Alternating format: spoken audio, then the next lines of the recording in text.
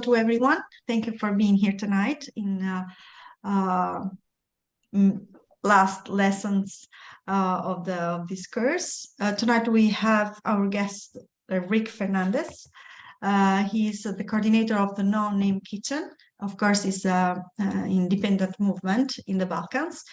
He worked for like more than 1 decade, like 15 years in humanitarian emergency context in more than more places like Nepal, Ecuador, Vietnam, Iraq, in Europe also, Serbia, Turkey, and Greece, in Bosnia. And also after more than different experience with the formal NGOs, he's working to develop No Name Kitchen, of course, like an alternative model of assistance to the people on the move. For people that doesn't know No Name Kitchen, Rick will explain everything tonight. What does it mean, the objective, the role of the No Name Kitchen, and etc., etc., etc. Thank you, Rick. The floor is yours. Well, thanks for the introduction. Thanks for the invitation also to share what we are doing and what we are somehow. And yes, well, as said, I belong to No Name Kitchen. No Name Kitchen, just to be clear in the frame, we are more a movement than an organization itself.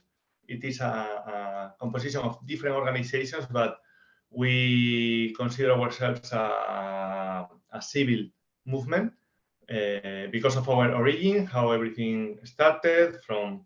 It's just a group of activists, volunteers wanting to help in a specific situation, and little by little we were growing many activists, and well, after 5 years since we started, now almost 6, as I say, what was a group of people just helping one place has become a very big movement.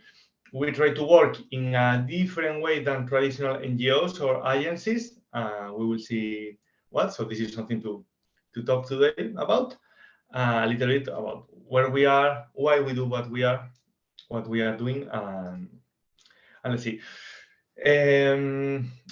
Firstly, to introduce, I would like to make little reflection. We have the title of the lesson today.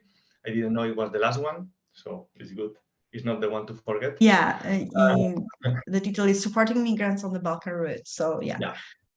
Totally. So I would like to reflect on the 3 terms, no? Supporting migrants and Balkans. First, to say about migrants in general, as No Name Kitchen, we don't talk, or we don't feel that comfortable normally talking with migrants. Why? People is migrating, is undeniable, and it's good. But if you have seen in the last years, most decades, the word migrant, which was before just a normal, an adjective, a category for somebody that is just moving from one place to another, normally looking for better life, better opportunities.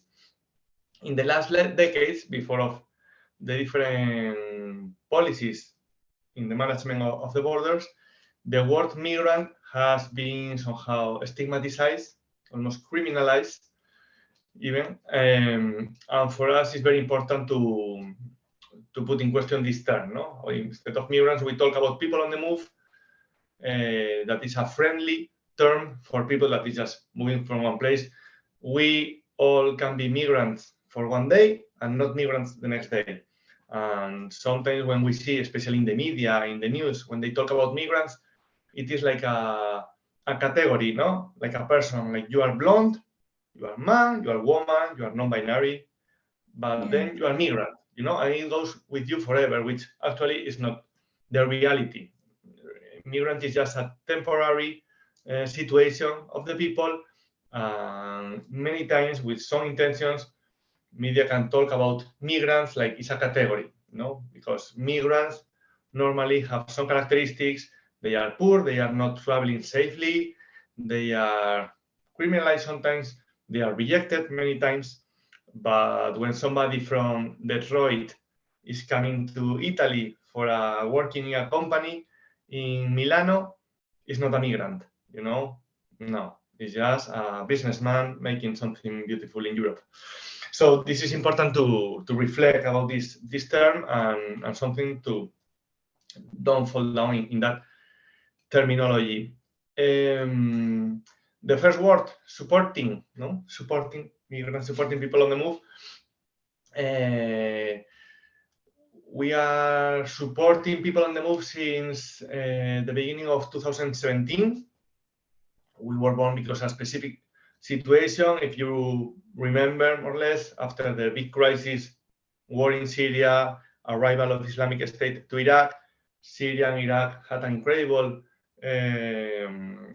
flow of people moving towards Central Europe, incredible bottleneck in Greece, especially in the islands, Lesbos, Chios, Samos. After that, many people, when all the focus was in Greece, especially after the death of Aylan Kurdi, no? The little child, the Syrian guy from the child that was dead, everybody was putting the focus in there. However, many people was already trying to move towards the north, getting to the Balkans, some people through Bosnia, some people through Serbia. In that moment, beginning of 2017, some volunteers, activists that they were in Greece, received a call and say, come to Belgrade in Serbia, there is something here going on that nobody's taking attention to. They moved, and in the barracks of Belgrade, it was an abandoned train station of Belgrade. There was around 1,000 people, even more. In this abandoned station, it was winter, snow, you can imagine temperatures below -10. They had nothing, no food, no, they were just burning bonfires, so smoking, inhalating this spice. And the main problem was that people was trying to cross into Hungary, the border was closed, and the people was rejected with violence. Until that moment, there was about many people, the refugees crisis, no, we were reading in the media, but nobody was talking still about pushbacks and illegal and violence, right? In that moment, beginning of 2017, we identified that there is something happening that is not being told, is somehow invisible and silent in the media, that is how administrations belonging to Europe as Croatia, or belonging even to Schengen area as Hungary or Romania, they are perpetrating illegal and violent pushbacks. People is rejected without access to protection, to claiming for asylum, and not respecting the basic rights of somebody who is in a foreign land. For this reason, somehow is how Lonely Kitchen starts. The idea of why we support people, because they migrate? No. Because they have needs like food? No, because we would be in Malawi, where obviously, or Ethiopia, or no, now with the Tigray crisis, well, there are many other places, especially in Africa, where we could be there delivering food, no? Why we do it in the Balkans? Well, if we do it there, it's not because of the needs, that there are incredible needs in terms of food, shelter, water, healthcare, and shelter, everything, but especially it's because of the abuses, the violations of human rights that are happening there. These abuses that we will talk more in detail are happening through all the Balkan route, the Mediterranean route, talking Mediterranean from Turkey to Greece and Bulgaria, but also from North Africa, let's say Maghreb, going to Lampedusa, Sicilia, as we know in Italy, or Ceuta, Melilla, or Canarias, or Andalusia in Spain, no? As the main routes coming from the Mediterranean migratory routes. These abuses that we have seen, and that's the reason why we are supporting people, they are not only about the illegal pushbacks. We have seen other things like people in general who is migrating in a not regular way because they don't have access to regular migration routes, let's say. They cannot apply for a tourist visa, they cannot apply for economic visa, they cannot apply for a student visa. Well, I say they cannot apply, not that they don't give, they cannot even apply. No, you know, if you are from Morocco or you are from Lebanon, the possibilities that you have to go to the Italian, German, French, or Spanish consulate and apply for asylum is, well, it's like a black hole. You will never get out of that.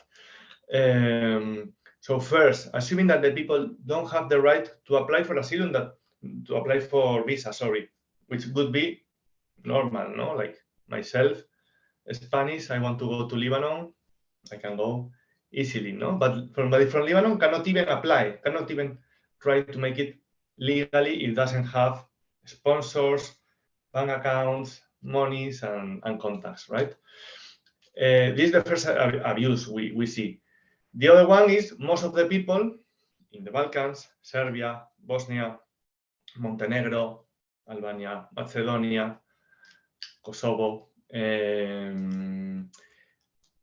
they are not supposed, they are not allowed to stay outside of reception centers. Reception centers are camps, no? What we normally call refugee camps. They are officially called reception centers. The reality is they are kind of prisons. It's not like a prison itself, but it's somewhere you have to be close, you have to be within their times, you have to be there, like waiting for the food and for the moment. Everything is very precarious, let's say, no? The electricity, the heating, the food, the access to clean water, everything is minimum basis, but the people have to stay there. Police in Serbia or in Bosnia, Herzegovina, that are the two Balkan countries with larger number of people on the move. They take the people that they are maybe in the forest, in makeshift camps, or they are in abandoned factories, or they are in squads. Police goes, make evictions, and bring the people, force the people to go into these camps. The people normally, they don't want to stay in that camps because the people just want to go to other countries, no? They want to move, they are traveling, they are making their journey. Normally they want to go to Italy or to Germany, to Spain, to France, where they have family or they have contacts, no? Just trying to find something better for their life. Besides that, people is taken into these camps, like, you know, normally when you are forced to go into somewhere, it's because you have committed a crime. The crime of most of the people is to have entered in the country in an irregular manner. So in administrative terms, they are in regular situation. This, in Italy, as it is in Spain or Germany, it is an administrative fault. It is not a crime. Right? Let's say, no, it's a civil fault and doesn't have it is not typified a punishment or a sentence to go into prison. But despite that, if you are a migrant, you go into these camps. This is one of the abuses. The third abuse, that is the biggest one, and the main reason why non-kitchen works and is working and exists, is the pushbacks I mentioned before. What is a pushback? I could explain, but we will watch a 3 minutes video to understand what is a pushback, and later we continue, okay? I will share my screen and let's see if you can hear it properly, okay? One moment. I'm preparing. Okay.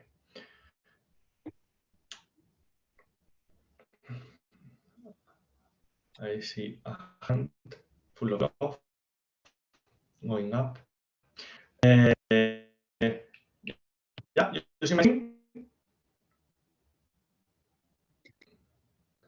Parties can now see your screen. Okay. Yes. Yes? Yes, I can see. Sure.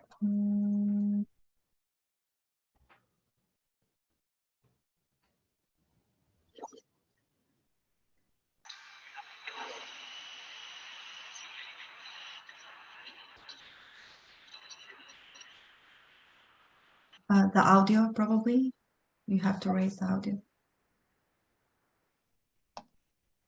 Okay.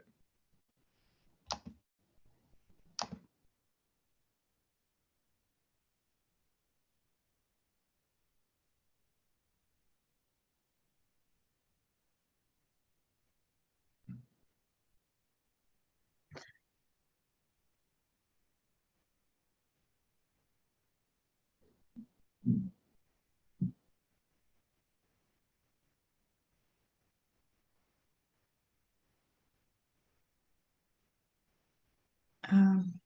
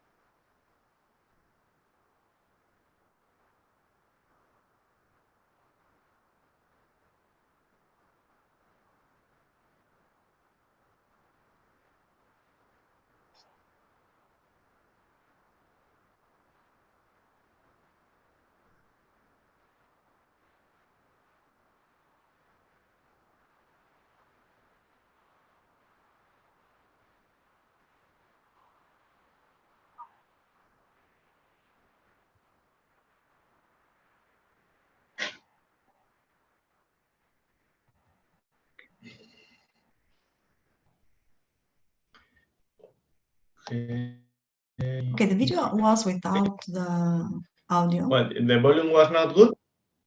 We didn't hear anything, actually. You didn't hear it at all? No. I thought it was without audio, probably. But it was with the subtitles. Well, I think it's the same, right? Yes, yes. It's less emotional. Yeah. Yeah, of course. I can put in the chat, see if it's okay. I put in the link to the video in the chat. So if you want to know, or the people who want to watch it later, I think it's something very, yeah, it's something very quick. It's like 2 minutes, something like that. It's an animation, and well, is there no in the chat the link? Right? Can you see it? Yeah. Yeah, I find the link, yes.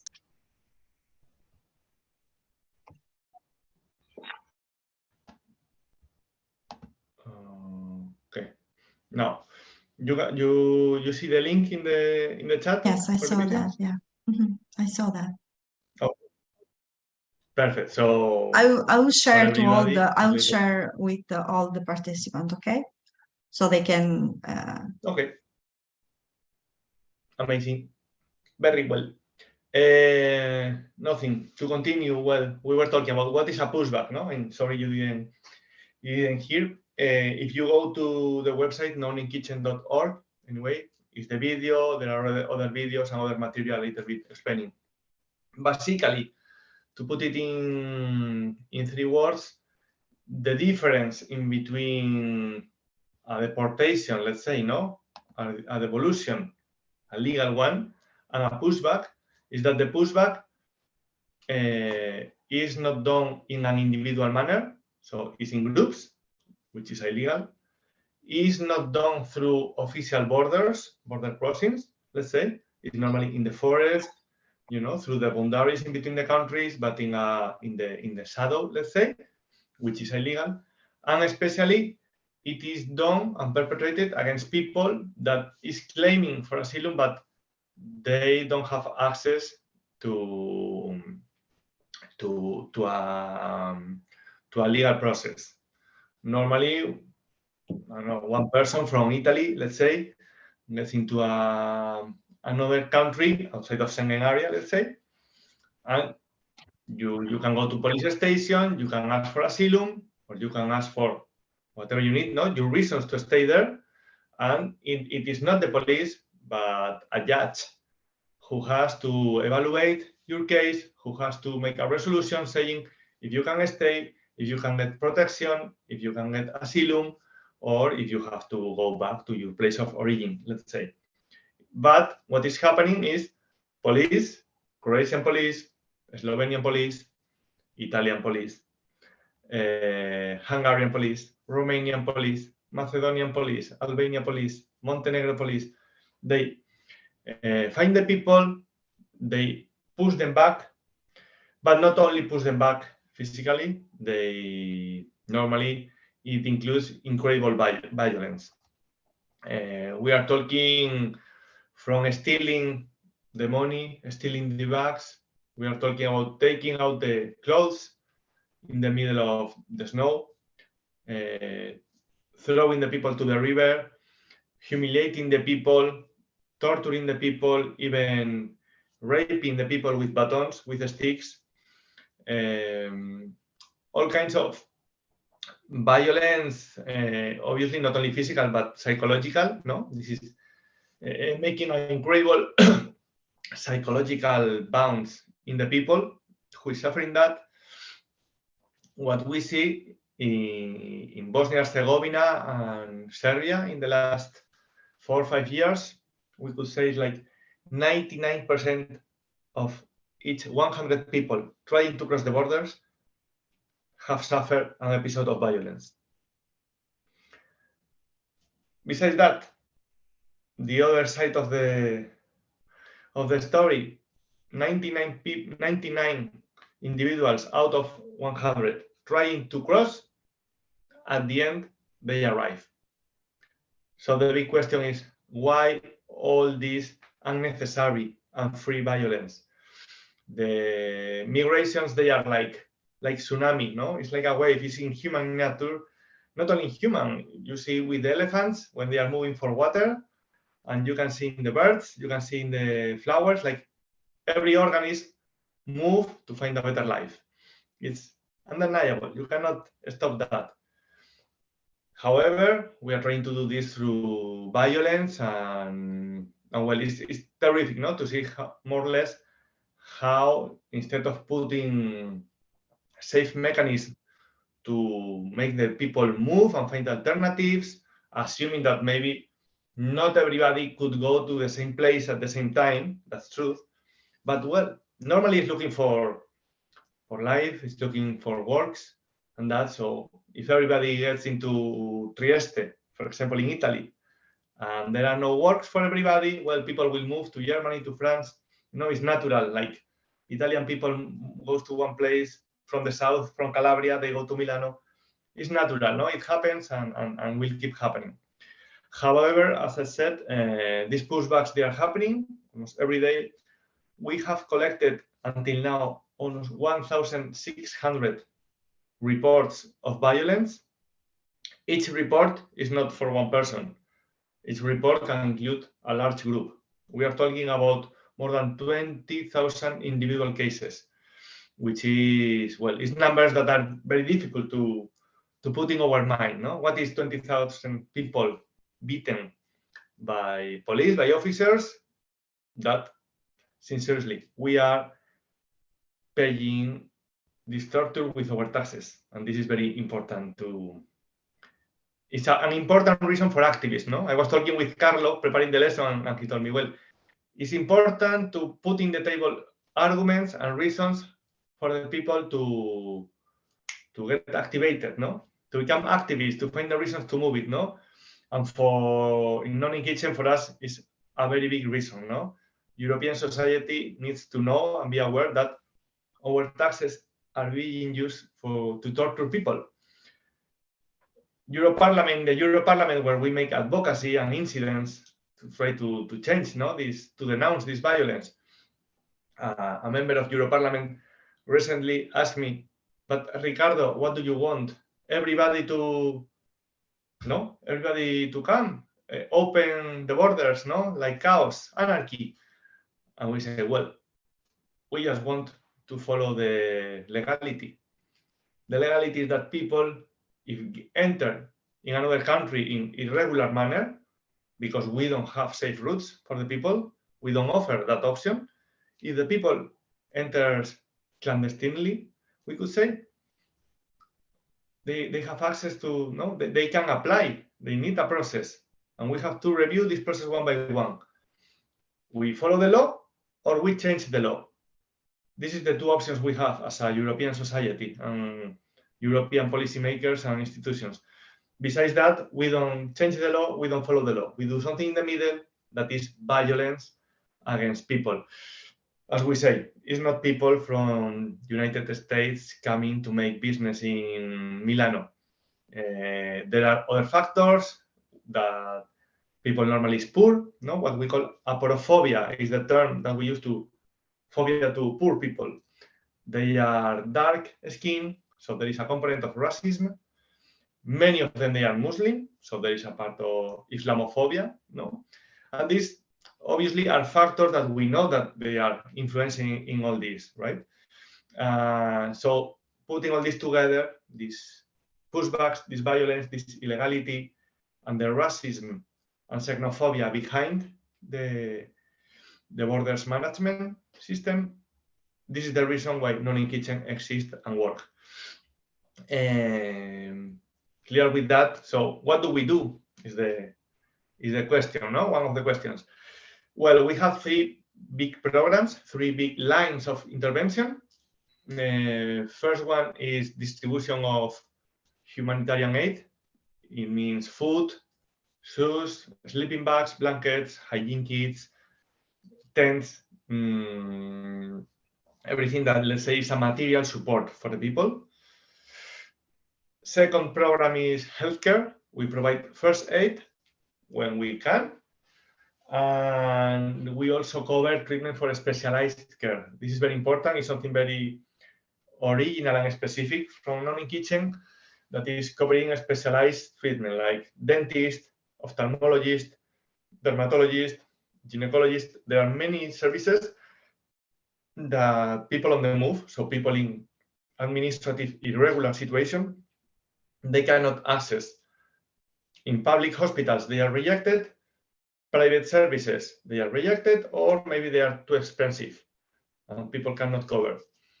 So what we do is we go with the people together to hospitals or to private clinics and we cover, because, for example, something that simple like glasses, these glasses I'm wearing, imagine if you are traveling, you are migrating, you are making a journey, you come from Turkey, you cross from Izmir, you get into Lesbos, from Lesbos, Athens, Macedonia, you are now in Sid, in north of Serbia. You cross the border, the police find you, beat you, and break the glasses. Where do you go without glasses? Where do you go without money for glasses? No, it's like something that is just seems anecdotal. Glasses, I get broken, I buy another ones. For people, it's really an incredible blockage in their life. Where to move? Cannot move forward, no, cannot back. You know, so it's part of the healthcare that we do is not just treating the bounds, obviously, of the violence, but also trying to support. With the dentist, we spent a lot of resources, no, with the dentist, because we know how is the pain in the tooth, but this pain when you are in the forest, living in a forest in the middle of nowhere with no heating is, well, is something really not human to tolerate this kind of pain. The third program, so we say food and clothes, let's say, what we call non-food items. healthcare, and the third one is the legal protection. So we collect testimonies of the abuses, of the pushbacks, we make violence report, and we publish. We have created a network of different organizations, that is the Border Violence Monitoring Network, and we compile all these reports. We publish a monthly report, we bring it into the European Parliament. We have been there several times presenting these reports, and frankly, it is useful. No, sometimes like for what? Now this is one of the classic questions we make in the activism environment. No, yes, too much fighting, but for what? You know, everything is the same, everything is worse. See, they are torturing people here, killing people there in Iran, climate change, everything is worse. But the truth is that the things help. We have seen many inspections and visits from European Parliament, reduction of violence in Croatia, that was the main perpetrator of violence at the borders, but since 1st of January is becoming a Schengen member, and they have put some mechanisms in place trying to control this. Not enough at all. Normally, it shouldn't be a little movement of activists controlling this violence. It should be a European agency monitoring this. What we have is the opposite. We have Frontex, that probably many of you have heard about. And Frontex is the European agency to ensure that the borders are managed in a proper way. But it is the opposite. Right now, Frontex is a kind of European police controlling that the people doesn't cross the borders, no? When actually should be the entity that avoids the violence and the illegal pushbacks, that work with the national administrations to ensure that people have access to a legal process, no? To a trial, to decide if they should be deported or not, without making these pushbacks in the night in the forest, right? So nothing, this is the three. And also inside the reports that we do, we also make legal clinics with different legal clinics in University of Rome, Roma, University of Torino, universities in France, universities in Germany. We made like online sessions, people on the move, with tablets, with lawyers in the other side, trying to answer the questions of the people about, how can I apply for asylum? What are my options if I go to Germany? My uncle has a little corner shop. I want to go there and work. I don't want to go to a reception center, let's say, no? And we made these legal clinics. These three programs are the main ones, and you see everything is connected. Our main reasons to stay there is to collect, to monitor the violence, and to support the people. But how we are going to make an interview to somebody who arrived crying, naked, hungry, cold, no? How we are going to say, okay, tell me about the pushback, no? It's not human, no? Where they like, okay, first you eat, first you get warm, first you get calm, and when you are okay, if you want to tell me your story, I will help you to give voice to it, right? To publish it and to denounce. But that's why. So we are not there for giving food. We are there to support people who suffer the violence, and this many times entails obviously the food. No, we are a kitchen, not in kitchen, and the shelter and everything. No, but just to be clear, like many people ask, you are giving food, and we say, well, as I said before, we could be probably in Botswana, or we would be in Malawi, or in South India. We wouldn't be in Bosnia because of the food. We are there because the people is being pushed back without nothing, right? And it's more a political reason than a humanitarian, even if they are totally together, no? We think you cannot do humanitarian work without political movement. You cannot do political activism without a humanitarian background, no? And actions. Say this, I don't know how we are doing with the time, Angessa, in the break, because I have to, if you... Yeah, it's okay, it's okay. We are in time, sure. Okay, I have to put battery to my computer. Yes, sure. 30 seconds. Yes.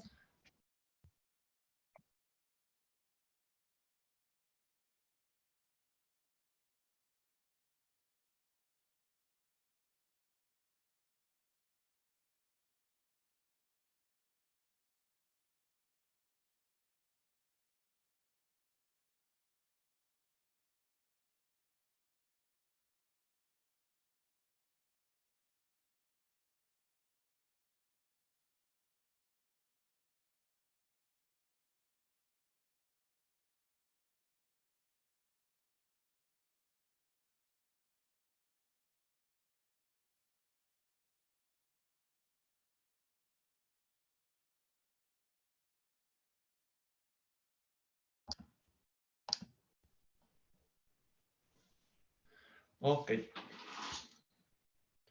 Now back? Yeah. Yes. Yeah, you can. Okay, if you want, we have two questions in the QA chat, actually, from Kyle. He Amazing. said, first, what solutions are being proposed to the existence of black sites from immigrants coming through the Balkan route? Second, given the expansion of Frontex operation into the Balkans, what can we expect in terms of fundamental rights violation? I cannot see the questions where they are. Q&A. Okay. It was in the chat. What solutions are being proposed to the existence of black sites for immigrants?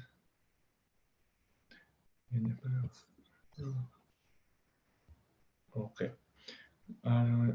Okay. Okay. Kyle, what do you mean by black sites?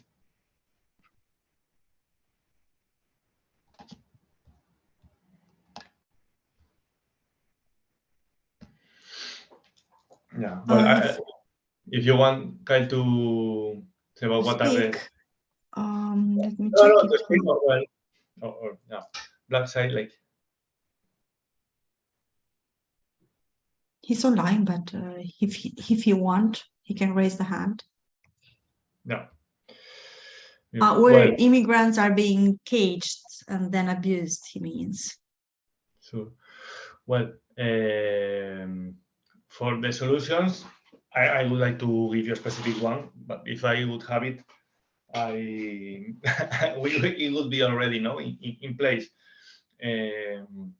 Obviously, the only thing that we have seen until now for kind of like size clandestine hidden abuses and hidden violation of human rights is to be there, to keep the presence there, which is something very difficult. I mean, we have to understand what non-kitchen is doing. Now we are we have 2 teams in Bosnia, we have 2 teams in Serbia, we are about to start in Bulgaria, we are about to start in Ventimiglia, in the border between Italy and France, when many things are happening. We are in Ceuta, in North Africa, and we are in Patras, in Greece.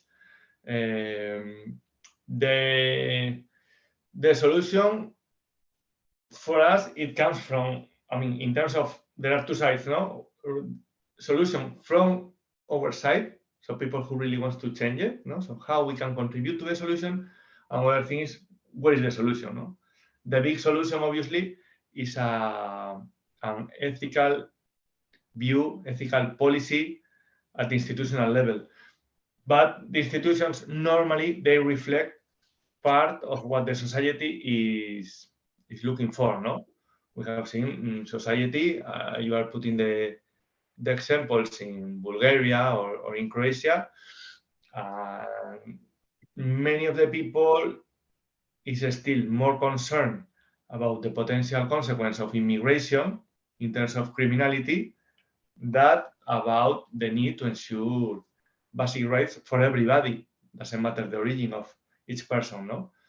So that from our side, the solution that we can look for is just to keep permanent presence, to keep collecting and denouncing. Obviously, just to put an example, no? It looks like something kind of utopic, like yes, awareness, showing it is going to change something.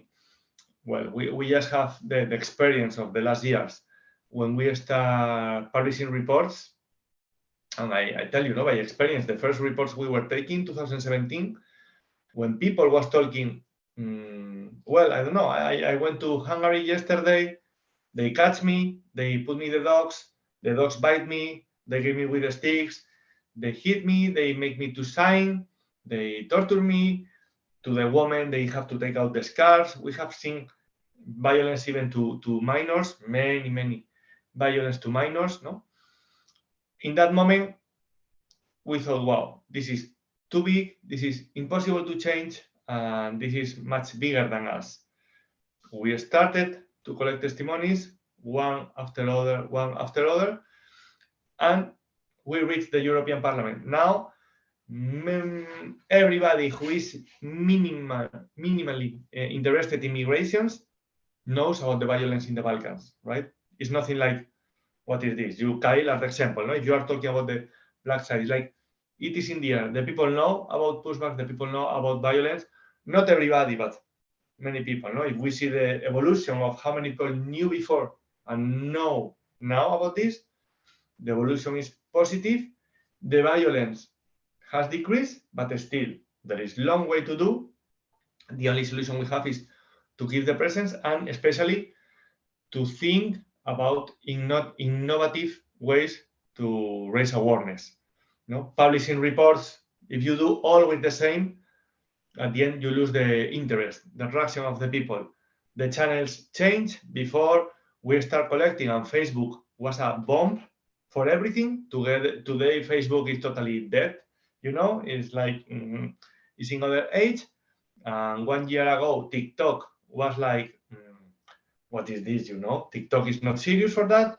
Today we are learning, like, we have to adapt. People is following TikTok. Generations are following TikTok. Well, we have to raise awareness in TikTok. It's not only just for dancing and making challenges, right? So being innovative in our speeches, I think, is part of the solution in our side. It's part of our responsibility. This will create awareness. Awareness will put other kind of politicians in the decision making. But still, we have to be brave and to be very precise into tracking what happens. It's not only about violence, it's about who is paying for this violence. We made many and published many reports into tracking the funds from European Commission for Croatia to reach some kind of level standards to become a Schengen member, have been used by the Ministry of Interior for securitization of the borders. And at the end, they were paying paramilitaries, so let's say, these non-official groups, but that they are totally in the structure of the police, but not regular officers, let's say. So they have more impunity, but the money was coming from So these kind of researches, for example, this is interesting. You can find in YouTube and in our websites and in our media hidden cameras. We put hidden cameras in the forest in Croatia, and we were able to record. We published a big thing in November 2021, a report of officers beating people. Like you have clearly the people and the faces and what is happening. Hidden cameras. It is always risky to make activists. You are always small, and big powers are always trying to stop you from denouncing certain things, but it's the only way we can do. About Frontex into the Balkans, what can we expect? We see there is an incredible expansion of Frontex. We have seen it before around the Libya coast, right, in the Mediterranean, south of Lampedusa. They were not in Bosnia, now they are. Albania, now they are making, and still, in one side, as I said before, Frontex is supposed to ensure that the things are being legally. The reality today is that still Frontex is to ensure that no poor, dark skin Muslim people gets into the Europe, and well, there should be something in the middle. We have seen the last report against Frontex. There was a denounce, and some institutions now is still in the appeals, so it's in second appeal instance, and we will see how the case finishes against Frontex, against the previous director of Frontex, that he is not anymore in charge. And one of the main reasons why they changed the director, is because of these reports that they were demonstrating that Frontex was not supporting people, but the opposite, denouncing and helping to catch illegal immigration, when actually Frontex has another mandate, and they were not fulfilling the mandate. I don't know, Kyle, if I answered your question more or less. We have Bahri Erkam. Yes. He say, I don't know, maybe you mentioned before, I just missed. What do they do with evidence you collect? If there is a lawsuit or something similar, was there a sanction punishment that was reflected in the press or in some reports? Okay, yeah, totally. This is the big thing, no? And no, you didn't miss it. I missed to mention it. Was here in the notes to mention. Yes, we make the reports. The reports are just information, no? The point is, okay, how we can move forward. This has been always a big thing. There are many cases that they are suitable for launching a lawsuit. Many of them not, because as we say, and you use the big word that is evidence, no?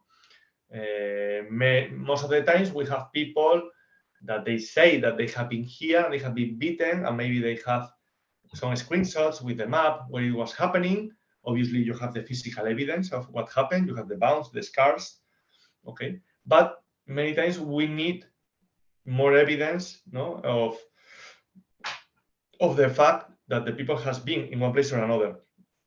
When the people is obliged most of the time to sign a paper before the deportation, it happens especially in Slovenia, sometimes in Croatia. It's happening now in Italy. I don't know if you heard, there is an incredible influx of people in Trieste. Has always been, but now there is even more because of the accumulation in Croatia and Croatia new or temporary flexibility at the beginning of the year. And when the people has this paper that they are signed in a police station, let's say in Ljubljana, or let's say in Rijeka, in Croatia, they have this paper, they are pushed back into Bosnia, and this is an evidence that they have been different. Some people has signed a kind of voluntary return, which even is illegal because there is no voluntary return in the police. I mean, you need really to have to pass through a legal process. But well, with these evidences, we have launched different lawsuits. I don't know if you have seen, in Italy, there is one famous case that it has been moved together, identified by Noni Kitchen, moved by the lawyers of ASGI. You heard about ASGI. And there is already a resolution against the Italian administration forcing to pay an indemnization to the people and to accept in Italian land. We have another famous case, just to say that there is, like, when we have evidence, normally there is success. It takes long time, there are appeals, and it's difficult to make a lawsuit against an administration, not in between privates, especially when the officers or the police are not clearly identified or recognized, So you are making against officers, but you don't have names normally. We have the famous lawsuit, the case of Madina. You're mentioning about where to check in the press, or in non-kitchen media also you find everything, but in the press, the case of Madina, maybe I can share some links here later, or to send to Angelsa to share with the group. The case of Madina is a girl. We were in north of Serbia, 2017. Police, pushbacks, the people running away, and this little girl, 5-6 years old, was catched by a train with the family and was killed by the train during a pushback. It was obviously forced because of the pushback. We launched the lawsuit, and again, there has been a sentence in favor against the Croatian administration for indirect homicide.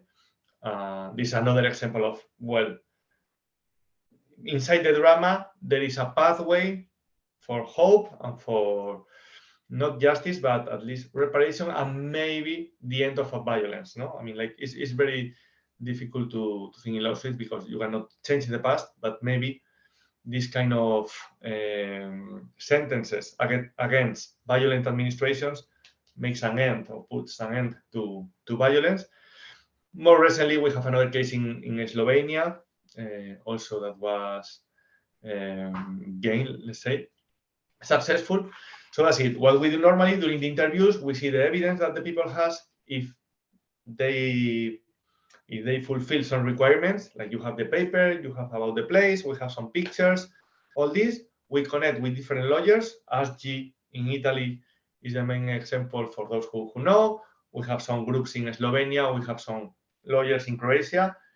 In both cases, in Slovenia and Croatia, it's very difficult because lawyers are harassed by the administration, they are very persecuted, and the lawyers, they have fear in general, fear of running these lawsuits. You know, is that crazy the situation that just making a lawsuit with some evidence against an administration, it has become it normally involves stalking, threatening to the telephone, people following, and like in the movies, no? But it's not movies; it's the reality of European borders today. But still, we don't only collect testimonies, but also we go for legal actions every time that we have the evidence. So fantastic. So if you are okay, we can do 10 minutes break and we can next start with the second part. Okay, perfect. Let's see in 7 and 20 minutes. very well. Okay.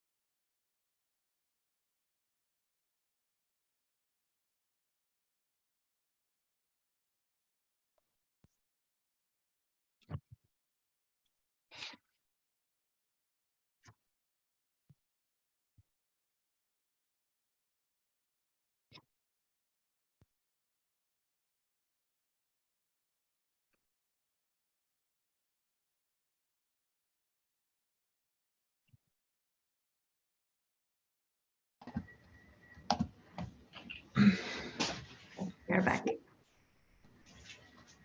So let's start for the second part of the lecture.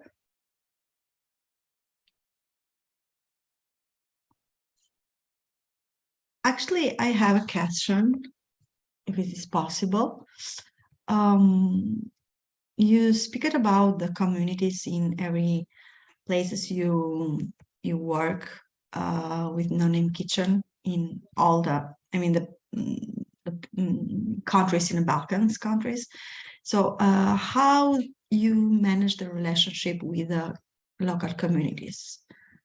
Are they difficult? Have you their support, or you have difficulties or problems with your interaction with them, or difficult to organize in in these places?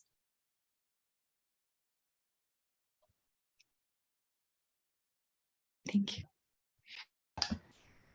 Okay, well, thanks for the question. I was writing here. Yeah, I was putting the link to the No-Name Kitchen website where that the people can find all the reports and everything. The relation with the local communities obviously is a challenge in itself. We have to consider that the kind of activism and work that No-Name Kitchen does is kind of alternative, no, to traditional, more assistantial way of helping, no. Normally, in humanitarian emergencies, let's say, INCs or NGOs, they work under a formal umbrella. There is some kind of memorandum of understanding or agreement with the local administration, municipality, some kind of delegation, no, from the public administration, Department of Health, Department of whatever. However, how No-Name Kitchen works, or let's say how No-Name Kitchen has to work, is much more in an informal way. Mm-hmm. Why? Two reasons. First, people on the move in the places where we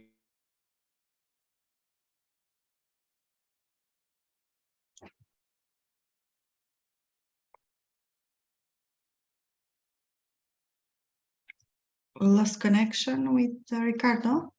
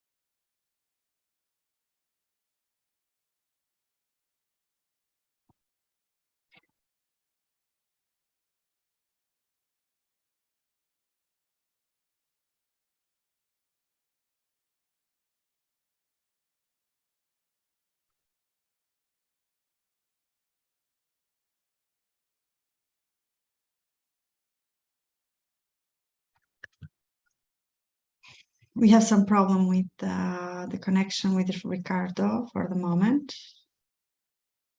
We will wait some few minutes. He can join again.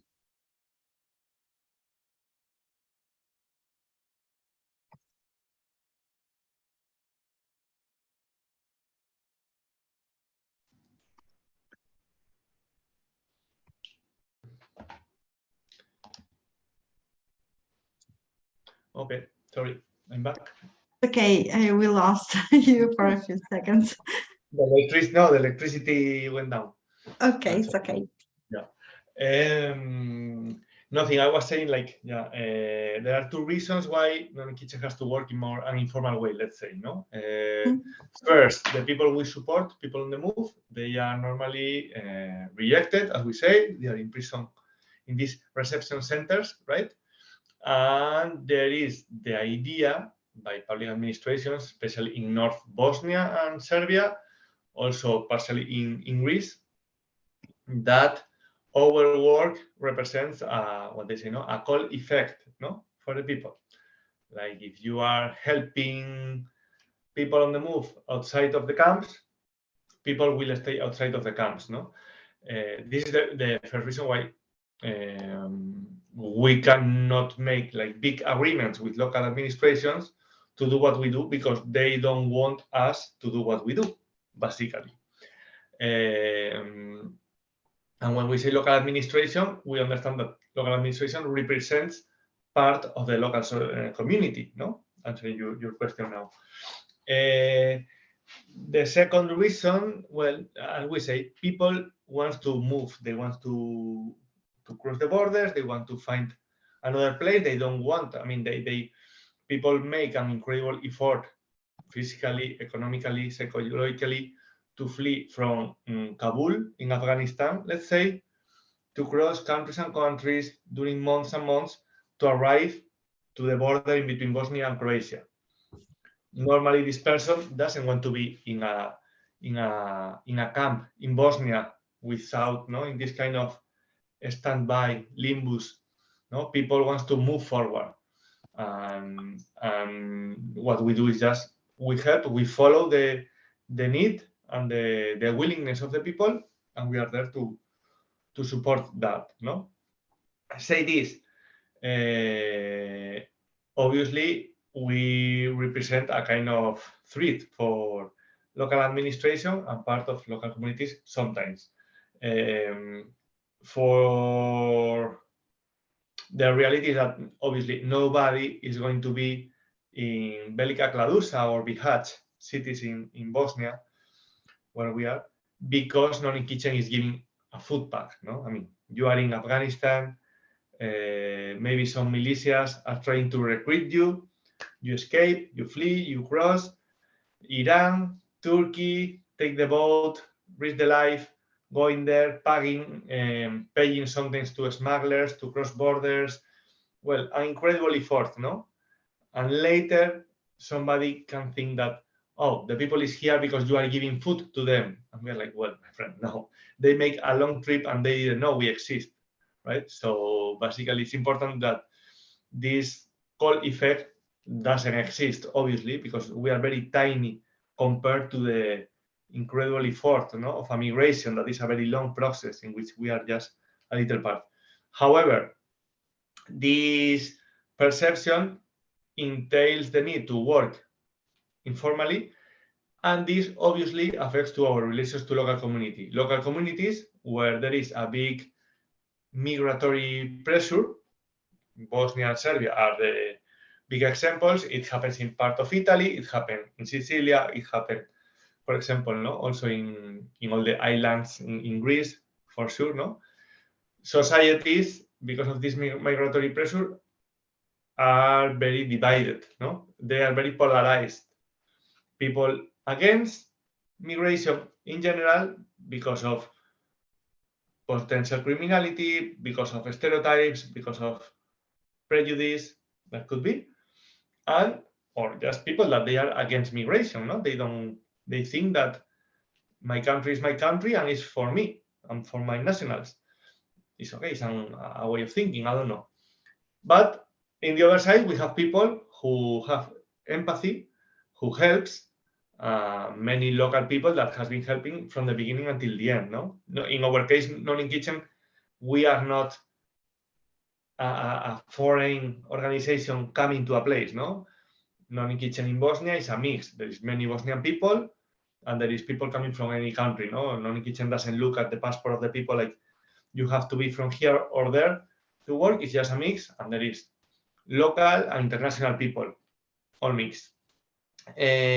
Obviously, with the local activists, we are in super good tone. We collaborate. It's daily life is together. That's the only way to coordinate, to cooperate, to pass information. Where is the people? What they need? Be careful, police. All these things. And in the other way, with a minority, I can say, a minority of people against migration, we sometimes have problems. Many activists, locals or not locals, doesn't matter, many Kitcheners, we could say, have been harassed, attacked, assaulted by local groups. In Serbia, we have the famous group, nationalist group, some people call it Chetniks, it's a concept from the Balkan War, right? Well, it comes from even before, from the Great Serbia, but there, some kind of, well, what is labeled as fascist groups, but sometimes they are fascist or not, or it's a difficult concept to define. But what we know is that there are groups that they don't want activists, they don't want people supporting people on the move, and we have had millions of episodes. They paint swastikas in our vehicles. They have put fuel, gasoline, benzina in our cars and put it on fire. We have evictions. We have a lot of denounced evictions. When we are making distributions of food, we had sometimes neighbors come with the cars and they block the road so we cannot move. So it's a minority. That's an incredible minority, but it makes a lot of noise, obviously, no? In general, for non-kitchen, it is a reason and a motivation, I must confess. I don't know if we are some kind of sadomasochist or something, but I mean, it's a motivation in itself, because normally when you have resistance, it's because you are doing something relevant, important, and useful, right? And that's it. But still, for us, it's a priority to be in good relations with local communities. Local communities also have suffered a lot of criticism without reasons, like, no, because migrants in Bosnia, they are very bad treated, no? And then the interpretation from abroad is Bosnian people is racist or xenophobic. It's not true. Everywhere where we see is full of local people helping when they have very little resources. We are talking about Balkans is a quite economically depressed area. Maybe Serbia is better when we talk about Belgrade, but when you go to the countryside, the after war is still there, and people has been giving what they don't have. That's true that it's not the same at the beginning when some people arrive and you see the people desperate and you see women and children that after 4 years, when you have your neighbors are always there and they are making noise and you don't like because they are because they are creating a lot of garbage and people is trying to cross the borders and they leave these squads or these makeshift camps.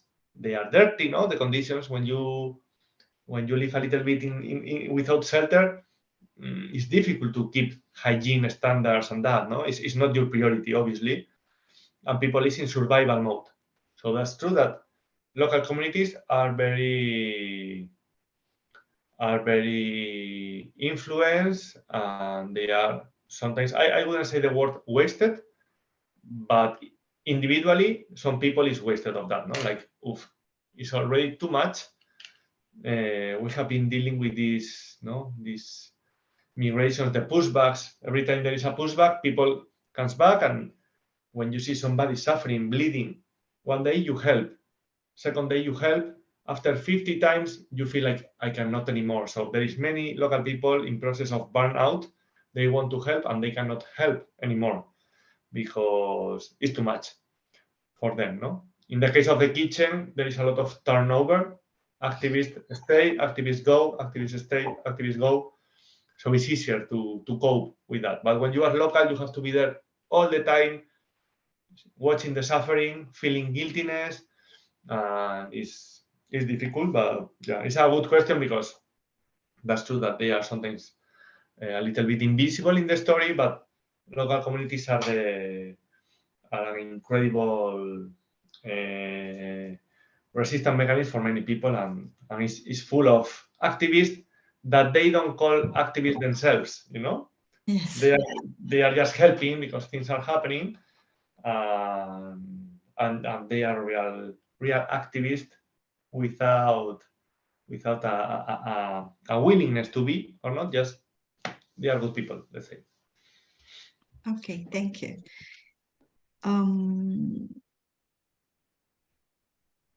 If you have something else that you want to share with us in this second part. Yeah. Well, more or less, we have seen an overall idea of what non-engaging is doing, and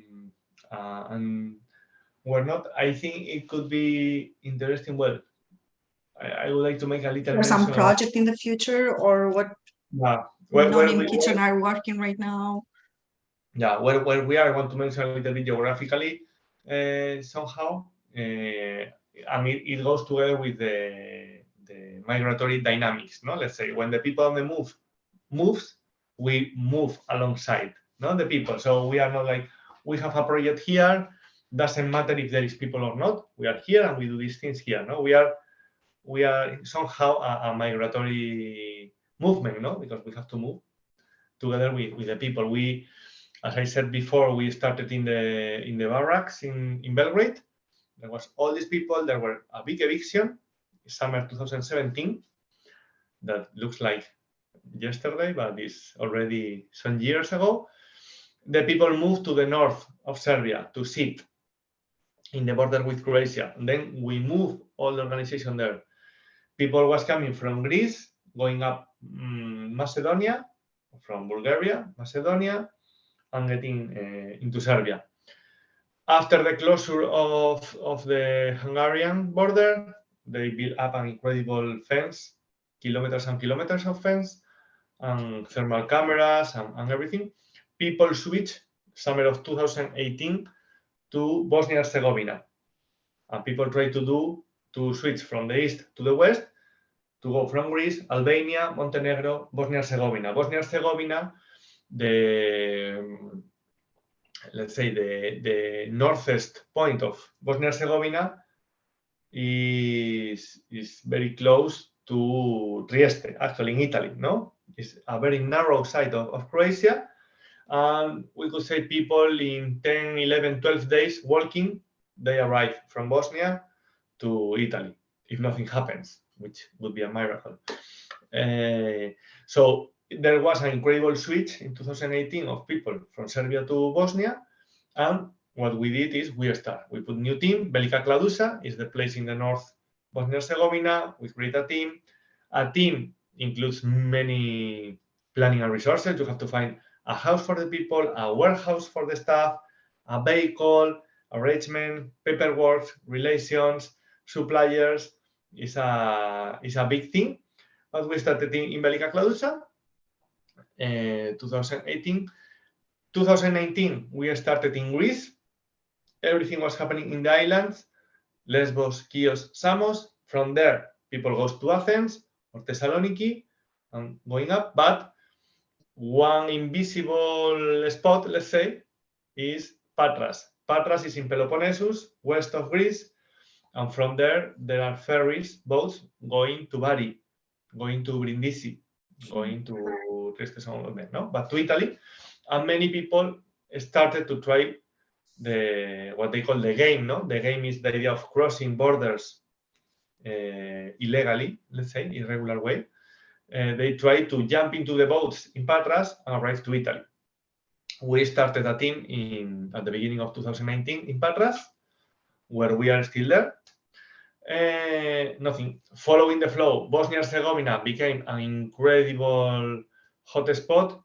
Many people there, many pushbacks in Croatia. We are talking every day reporting 7-8 cases of pushbacks, groups, not individual groups. We are talking about 50 people every day, pushback, 350 every week, 1,400 every month, every day. So we start a new team in Bihać. Maybe you heard about Bihać. Is capital of Unasana Canton, that is the one in the north. So Velika Kladuša is a little town in Unasana. Bihać is the main city there. We started a second team.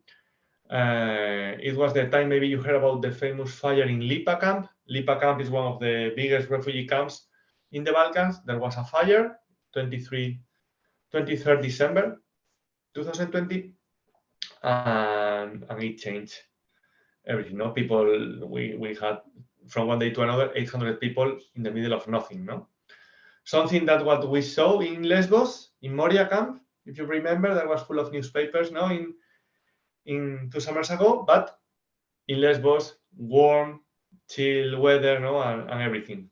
Imagine the same, but in the middle of the snow, in the middle of nowhere, with no resources and no media attention, no, as there is in Greece. So we have this other thing in Bihać. I told people move from the east to the west. It seemed to be easier to cross from Bosnia. It's close to Italy. Well, different reasons. Bosnia is cheaper. Bosnian people have suffered an incredible diaspora themselves. So people have some empathy with migrants because Bosnia is a country of migrants, basically. 1/3 of the population is not there. It's in Germany or in Austria, no? And they have to exile during the war or after that. And nothing. What happened? Last year, well, 2022, so you know, again, people start moving to the east. A lot of violence in Croatia, so people like the water, you know, when you don't find one way, you find another. People start to see new ways through Romania and Hungary. So again, many people move to the east, again to Serbia, in the north. Subotica is one spot, important one. Maidan, Orgos, Bor is a perimeter. Croatia, Hungary, Romania, all this perimeter. We had 1,000 people from one day to the next, like suddenly, no? Many squads, many evictions, many violence, also internal violence. That is a very important factor that is influencing in the activism, because when you help people in a camp, people is in line and it's very easy. No, you give food one after other, like they are like pigeons, you know, just give the food and bye-bye. But when you need to interact with the people, make interviews, get confidence, we try to work in a horizontal way. No, we don't talk about beneficiaries. We are just people helping people. I help you today, maybe you help me tomorrow. That's the approach we follow. Then you have to be inside the squads. You are inside the groups. You are in the fire, eating with the people. And there is a lot of internal violence, obviously. There are hierarchies, there is smuggling, there is survival mode, no? Like people need to survive, they are in extreme conditions, and it's very difficult when you have to make distributions and people is fighting for the food. You know, it's fighting with knives, fighting with weapons, not fighting, not talking. And this is the situation a little bit in Serbia. Very difficult, so we start a new team. We set up a new team in Subotica since summer last year, and we are covering all this perimeter until Romania in that. This is the situation now. Next plans, we probably close in Greece because there is less and less people and we need to focus the resources from one place to another. I want to mention about this. And we are making an assessment in Ventimiglia, maybe you heard or not, in the French-Italian border. Sure. We are talking about, well, center of European land, Schengen area, of course, but still pushbacks based in an internal agreement in between two countries that is not compatible with the European legislation. But like, oh, we agree on that. Well, my friend, but there is a bigger frame. Pushback from the Italy, pushbacks from the France, the other side. These pushbacks are not being reported. There are, well, the situation is terrific in Ventimiglia. I just come from there and, well, with this, no, with the cold of the winter, people sleeping by, you know, in the outdoor under a bridge. Many people, especially many people is coming from the south, Ethiopia, Rwanda. We have many people from Sudan. Before South Sudan, now a lot of North Sudan, Eritrea, a lot of Eritrea people. So let's say people is coming from different places, but trying to follow the routes. And in Italy is where Balkan route and Libya route, we could say, they get together, no? And they continue, many people, especially trying to go to France where there are families, or going to Calais to cross to United Kingdom, right? Our plan, we are making the assessment to start soon. I was mentioning about the resources where we have to put. I think maybe it's important for you to know. In kitchen, we rely on crowdfunding. Let's say we don't rely on institutional accomplices of what is happening. It would be easier to apply for big grants from ECHO, the European Agency for Humanitarian Aid, yeah, or other agencies. For us, is well, we cannot do it in the way of we are reporting against these institutions.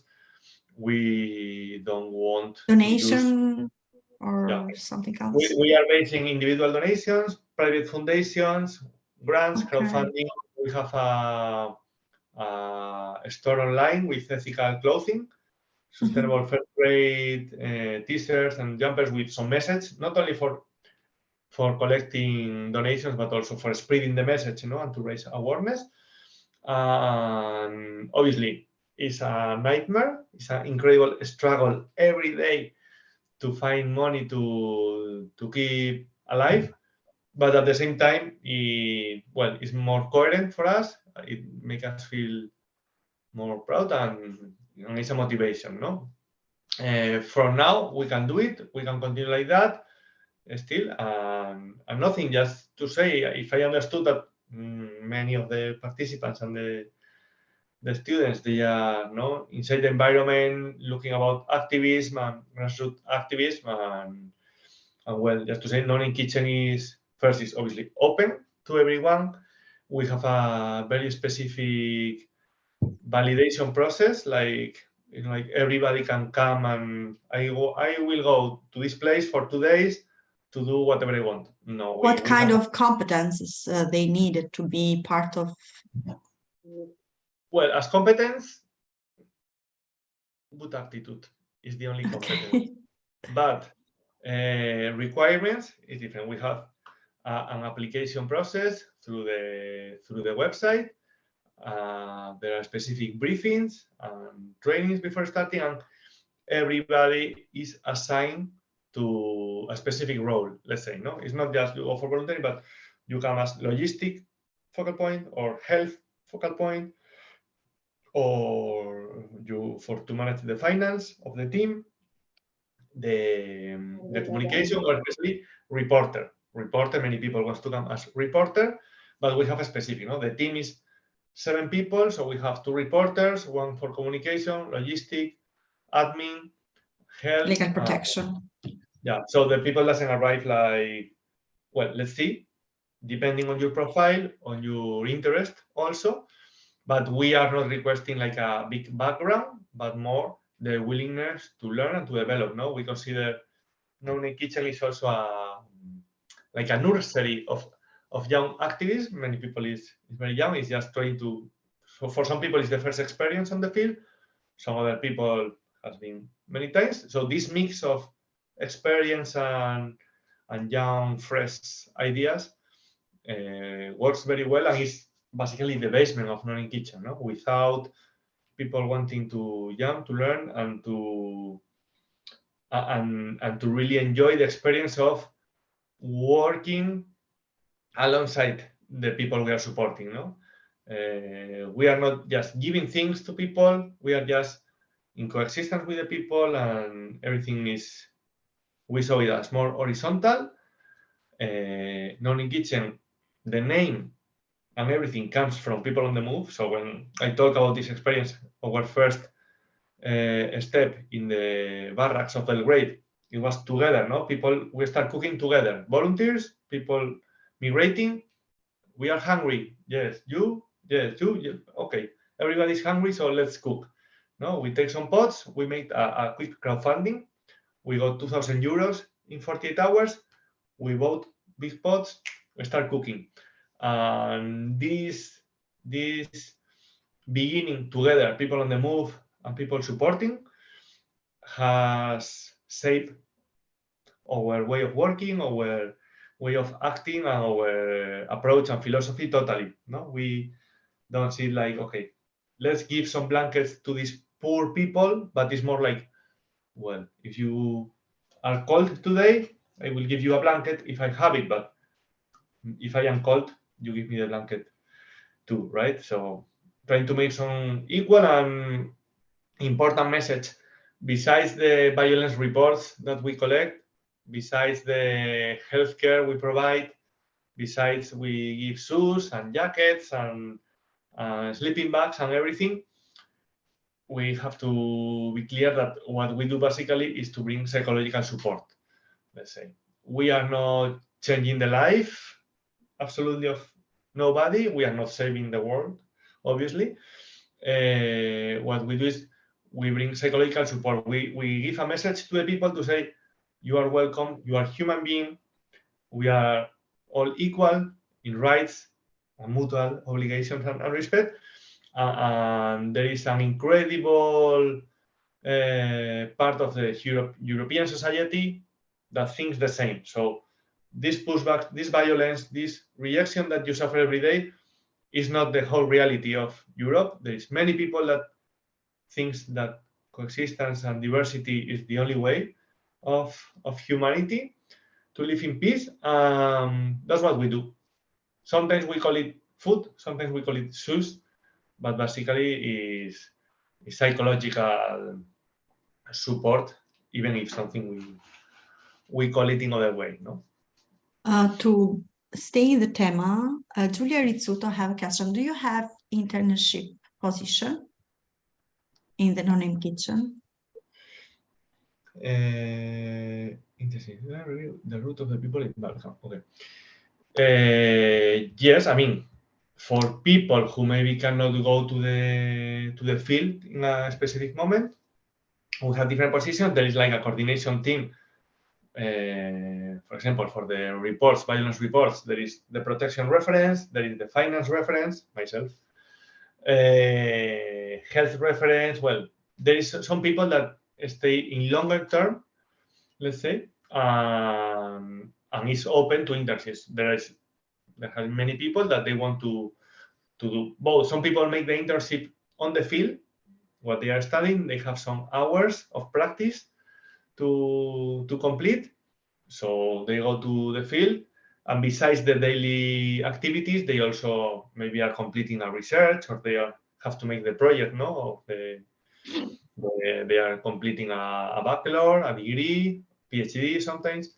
Otherwise, it's people at home in remote that they want to help. They show their skills and for everything from copywriting, translating, denouncing, designing.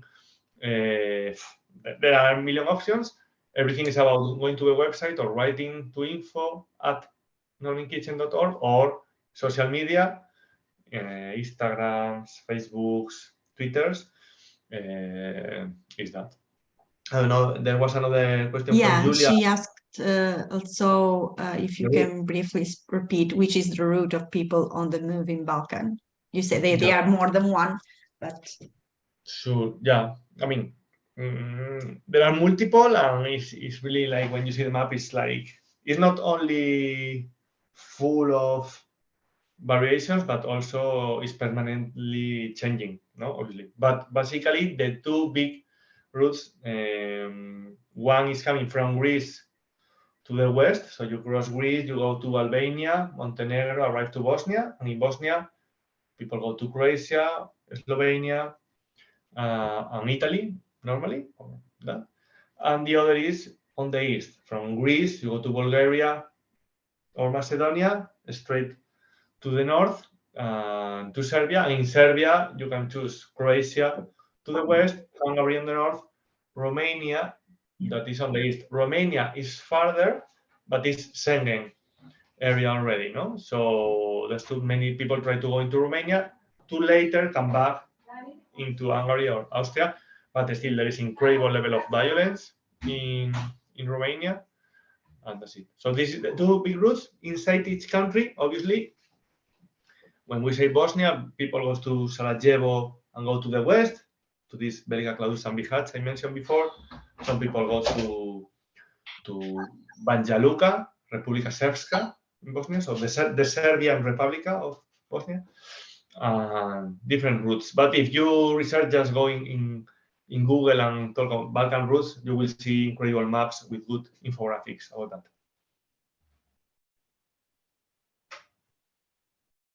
Okay, I think we doesn't have other questions. Let me check. Okay, thank you, Julia, for your question. If someone else wants to speak, or we can leave you in some few minutes more. Something I forgot, whatever you want. We have Casey. Casey, I saw your hand, but now is gone. Just tell me how much boring it was. That's all. It was really interesting. Thank you so much. Casey, do you want to speak?